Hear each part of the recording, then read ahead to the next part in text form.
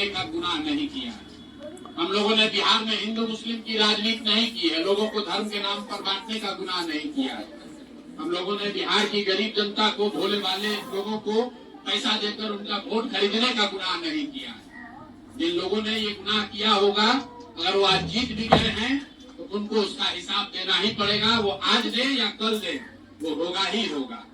मैं पिछले 2.5-3 सालों में अपने वक्तव्यों में अक्सर महाभारत के चक्रव्यूह की, अभिमन्यु के वध की कहानी सुनाता रहा।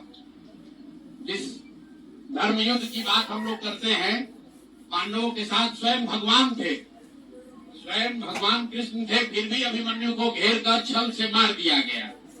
लेकिन उसके आगे की भी कथा भी है कि अभिमन्यु को मार दिया गया, लेकिन उससे महाभारत नहीं जीता गया। महाभारत जीता तो अंत में वही जो सही रास्ते पर था, जो धर्म के साथ था। तो आप निश्चित जानिए कि जीत तो जन स्वराज की ही होगी। आज जरूर धक्का लगा है और उसके लिए जो कुछ भी कमी है उसको सुधारा जाएगा और उतनी ही ताकत से फिर खड़े होंगे। अगर आप ये कुछ लोग ये सोच रहे हैं कि मैं बिहार छोड़ दूंगा, तो आपका ये भ्रम है। अंग्रेजी में एक फ्रेज है, you are not defeated till you quit. जब तक आप छोड़ेंगे नहीं तब तक आप हार नहीं सकते। तो प्रशांत किशोर की और जन सुधार में मेरे साथ जुड़े हुए साथियों की बिहार सुधारने की जो जिद है, उस जिद के सामने दूसरा कुछ भी इस जीवन में नहीं है। उस जिद से पीछे हटने वाले नहीं है। पूरी ताकत से, पूरी ईमानदारी से। लोग कह रहे हैं कि मैंने 3-3.5 साल में बहुत मेहनत किया है, तो जितनी मेहनत करते हुए आपने मुझे 3 साल में देखा है, उससे दुगनी मेहनत करेंगे और पूरी ताकत से लगेंगे। पीछे हटने का सवाल नहीं है। जब तक बिहार को सुधारने के अपने संकल्प को पूरा न कर लें, तब तक पीछे हटने का कोई सवाल ही नहीं है। अब चुनाव के परिणामों को लेकर जो बात है, उस पर बहुत विवेचना हो रही है।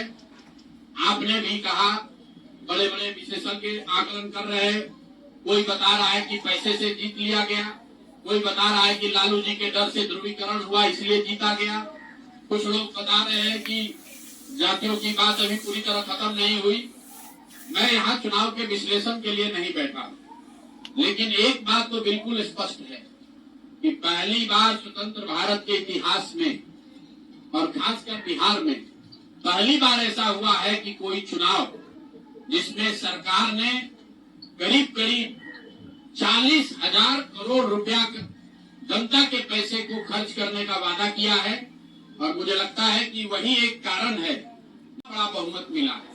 मैं सिर्फ आपके ध्यान में लाना चाहता हूं कि 10,000 रुपए की बड़ी चर्चा